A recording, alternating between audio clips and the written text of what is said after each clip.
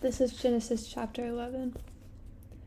At first, the people of the whole world had only one language and used the same words.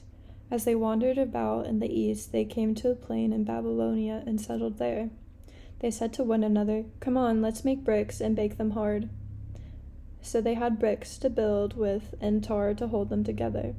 They said, "Now let's build a city with a tower that reaches the sky so that we can make a name for ourselves and not be scattered all over the earth." Then the Lord came down to see the city and the tower which they had built.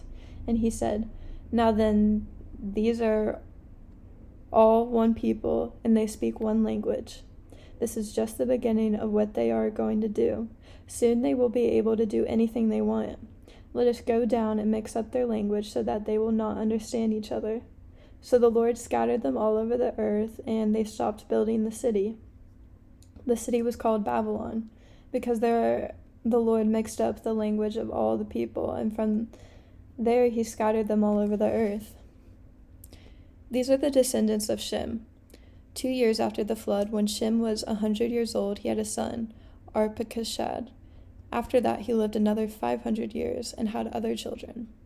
When Arpachshad was 35 years old, he had a son, Shelah. After that, he lived another 403 years and had other children. When Shelah was 30 years old, he had a son, Eber. After that, he lived another 403 years and had other children. When Eber was 34 years old, he had a son, Peleg. After that, he lived another 430 years and had other children. When Peleg was 30 years old, he had a son, Reu. After that, he lived another 209 years and had other children. When Reu was 32 years old, he had a son, Serug. After that, he lived another 207 years and had other children. When Serug was 30 years old, he had a son, Nahor. After that, he lived another 200 years and had other children. When Nahor was 29 years old, he had a son, Terah. After that, he lived another 119 years, and had other children. After Terah was 70 years old, he became the father of Abram, Nahor, and Haran. These are the descendants of Terah, who was the father of Abram, Nahor, and Haran.